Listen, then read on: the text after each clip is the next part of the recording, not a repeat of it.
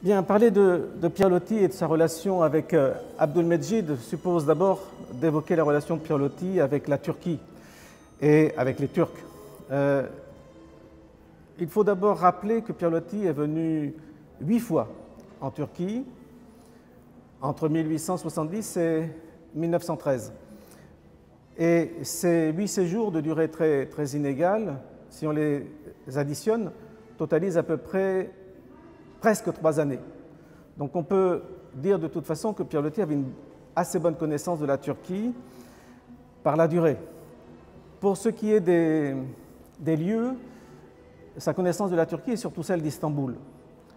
C'est à Istanbul qu'il a séjourné à 7 reprises sur les 8, mais tout de même il est allé également à Izmir, à Thessalonique qui était à l'époque évidemment une ville de l'Empire ottoman, à Bursa. Il a séjourné, il a circulé un petit peu dans la partie côtière de l'Anatolie.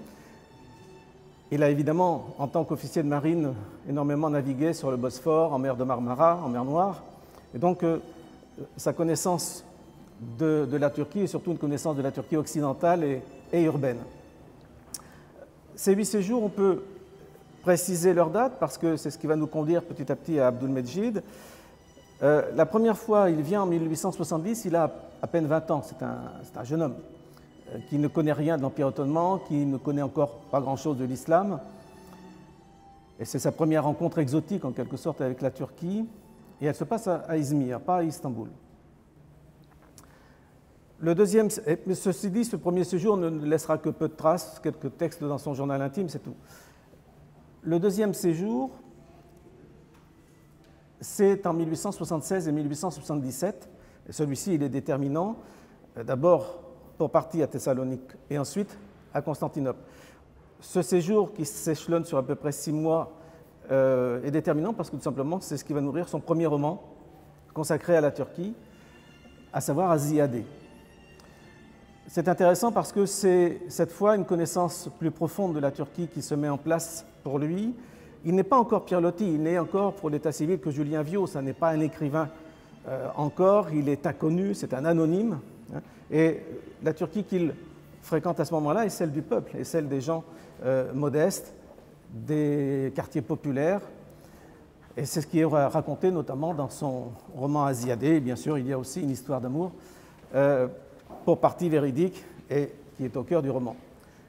Le troisième séjour a lieu en 1887. Alors cette fois, Loti commence à être connu, il a publié plusieurs romans en France, il a tout de même une certaine popularité, mais ce n'est pas encore un homme connu du point de vue international, et en tout cas pas spécialement en Turquie.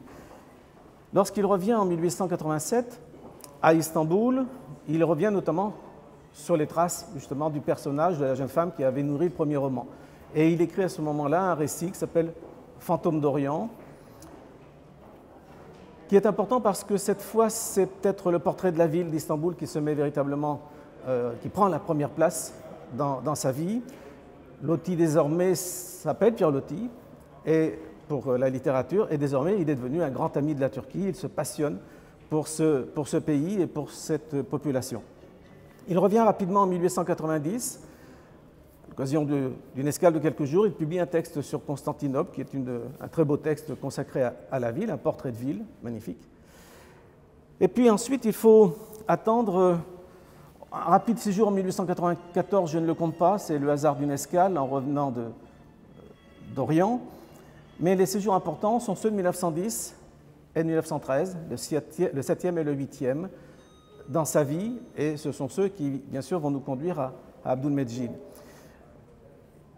Entre les premiers et les derniers séjours, non seulement Pierre Loti est né comme écrivain connu de réputation internationale, il est devenu un académicien français, et désormais, je dirais, il est un peu l'équivalent de l'ambassadeur de France quand il est en poste ici, parce que Loti est le grand représentant de la France, et en tant qu'ami de la Turquie et des Turcs, eh bien, c'est la personne qui souvent sert de relais entre le sultan et les ambassades et les personnalités de la culture.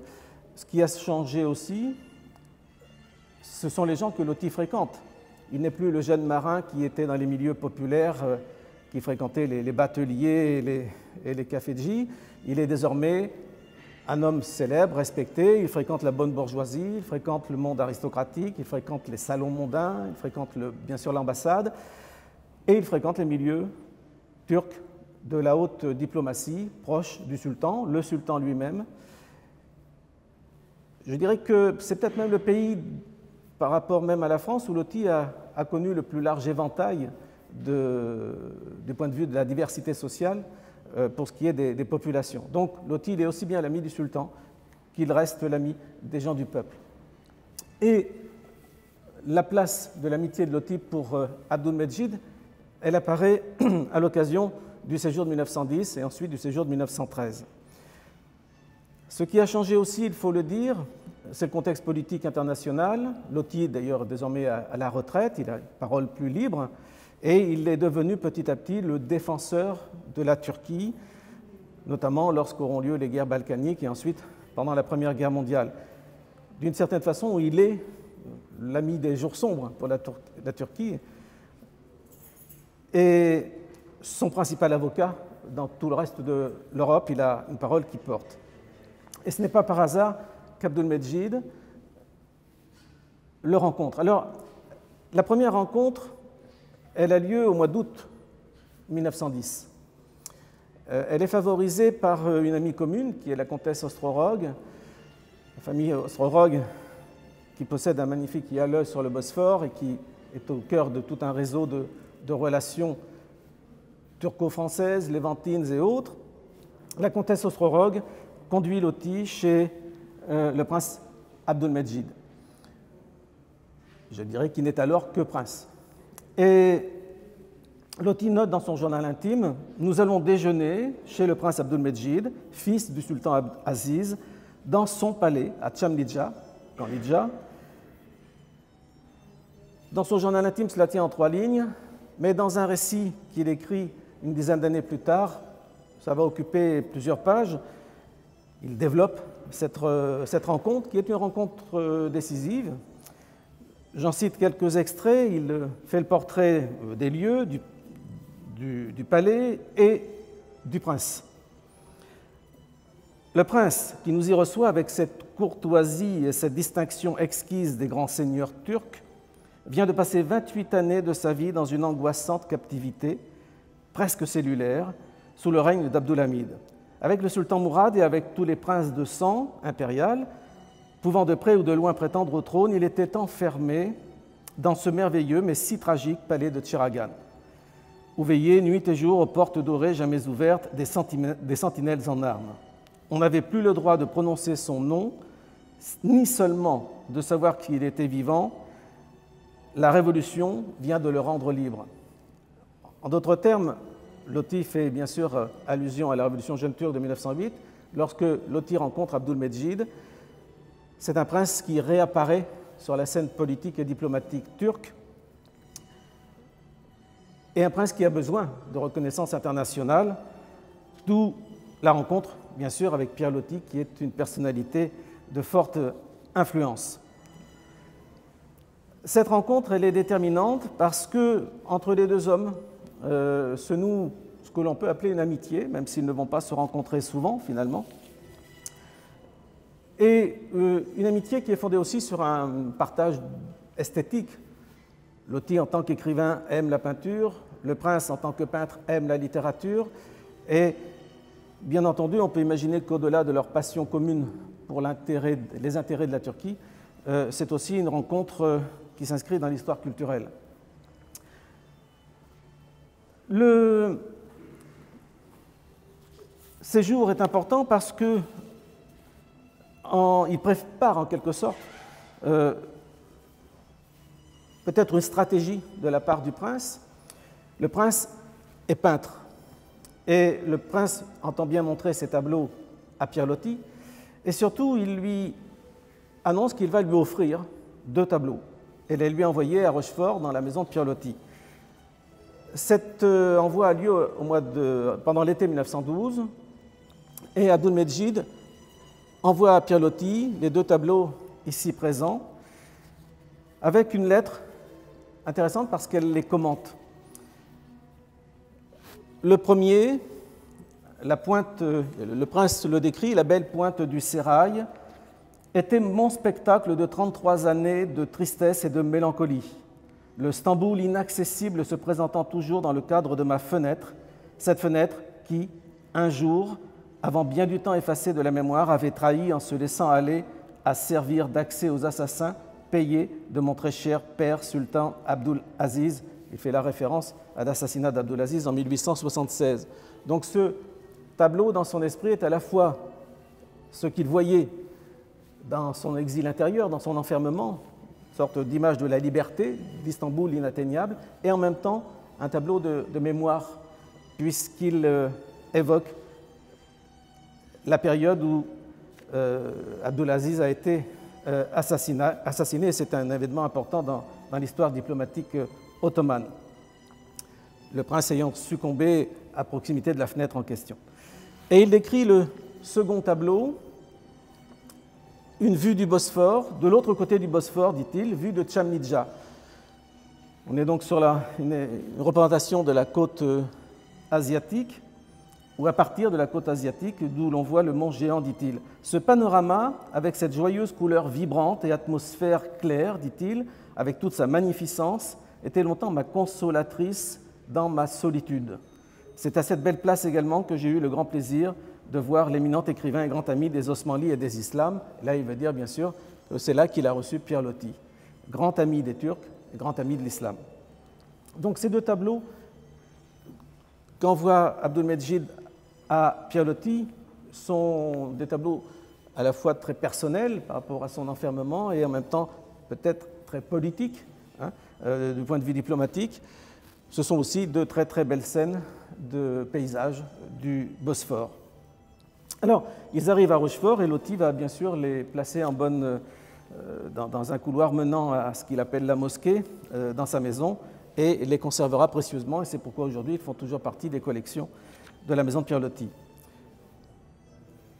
On est en 1912 quand ces tableaux parviennent chez Loti, et l'année suivante, Loti fait son dernier voyage à Istanbul en 1913, pendant l'été 1913. Enfin, il ne sait pas que c'est le dernier, mais ce sera le dernier voyage qu'il fera. Un voyage qui est un voyage alors pleinement politique, parce qu'entre-temps ont eu lieu une partie des guerres balkaniques. Loti est désormais vraiment considéré comme le grand défenseur de la Turquie du point de vue international, et il est reçu même un peu comme un libérateur. En tout cas, on lui accorde énormément d'honneur à son arrivée. Et le 13 août, Loti écrit dans son journal intime « Je redescends le Bosphore en mouche, en bateau, pour aller à Yıldız, m'inscrire chez le sultan. Puis à Scutari pour ma visite aux princes, les princes Yusuf Izzeddin et Abdülmecid. » Ils ne se sont donc pas revus physiquement depuis le séjour de 1910. Ils ne se reverront plus jamais d'ailleurs. Alors, cette nouvelle rencontre, elle est importante parce qu'on peut considérer que leur amitié, leur discussion, leur dialogue se nouent plus profondément. Il y a toujours une petite part de stratégie peut-être pour le prince, parce qu'il demande à Loti de l'aider à faire connaître son œuvre de peintre à Paris, et notamment de faire en sorte qu'il puisse s'exposer au Salon. Le Salon est un de ces lieux où se font beaucoup les carrières artistiques à Paris, et Loti, lorsqu'il rentre, notamment à la fin de l'année 1913 et au début de l'année 1914, eh bien, prend tous les contacts nécessaires pour permettre au prince de présenter notamment un tableau qui s'intitulera « Leçon d'histoire » et qui sera présenté au mois d'avril 1914. Donc Loti lui a servi en quelque sorte d'impresario pour se faire connaître des galeries parisiennes.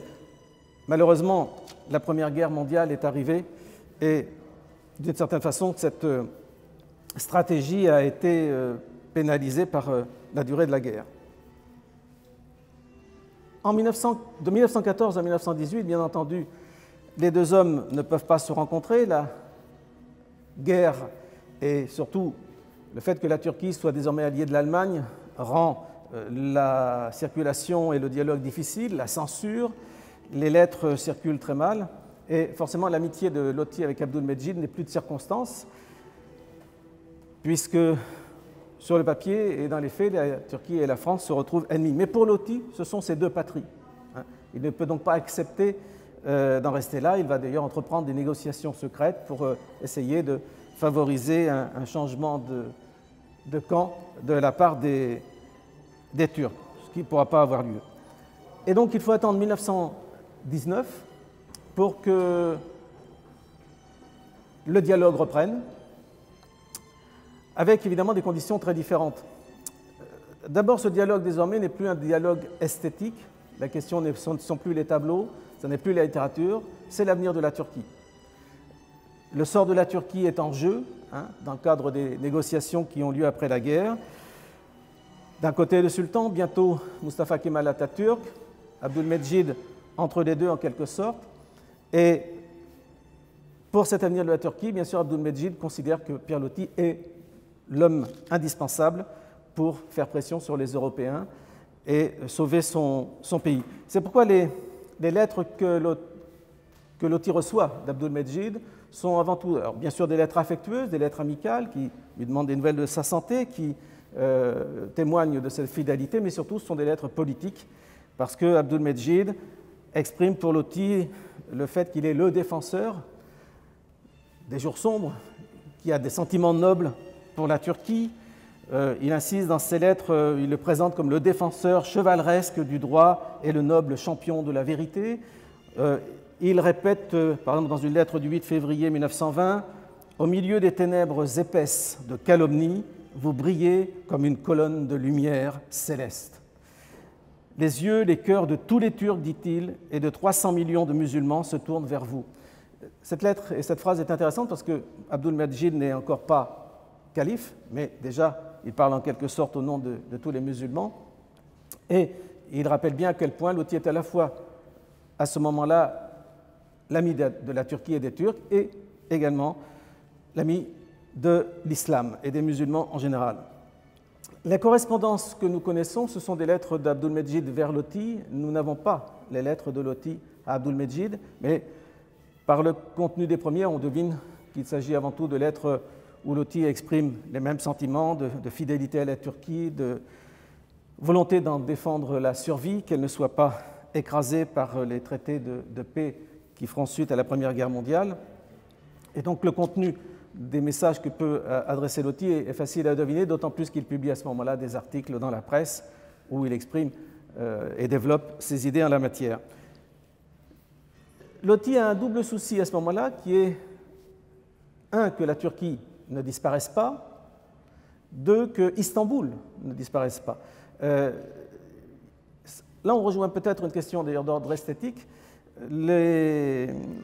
Loti est un défenseur du patrimoine de manière générale et il craint depuis de nombreuses années, il l'écrit déjà dans son texte de 1890, que la ville se modernise trop et qu'elle fasse disparaître une partie de son identité à cause de constructions qu'il juge détestables sur le plan architectural. Et par exemple, dans une lettre de 1921, Abdülmecid va dans ce sens et il écrit à Loti « Figurez-vous que votre Istanbul et les rives du Bosphore sont devenus dans ces dernières années presque méconnaissables. On dirait qu'on brûle systématiquement la ville, tant les incendies périodiques font de ravages. Et là où le feu se déclare, il n'y a point d'eau pour l'étouffer. » Donc, même préoccupation chez les deux hommes, sauver l'identité d'Istanbul, et à l'époque, il n'y a pas l'UNESCO pour s'en mêler. C'est une époque d'ailleurs où Istanbul rend hommage à Pierre Loti, la ville d'Istanbul, et l'université d'Istanbul, de deux façons d'ailleurs. En 1922, une journée d'hommage est accordée pour remercier Loti de tout ce qu'il fait.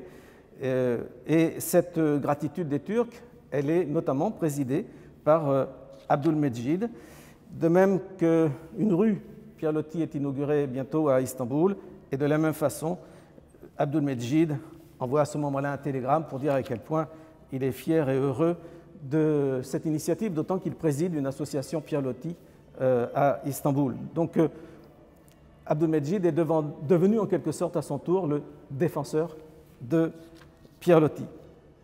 Enfin, pour terminer, Loti meurt en 1923. Ils ne se sont donc jamais revus. Leur confiance n'a jamais été mise en danger. Et Abdülmecid va continuer, dans les années suivantes, de rendre hommage à cet ami de la Turquie par des articles, par des messages. On peut dire en quelque sorte que ces deux tableaux aujourd'hui présentés sont le témoignage de la fidélité, de l'amitié, de ce dialogue franco-turc qui, en quelque sorte, dure encore.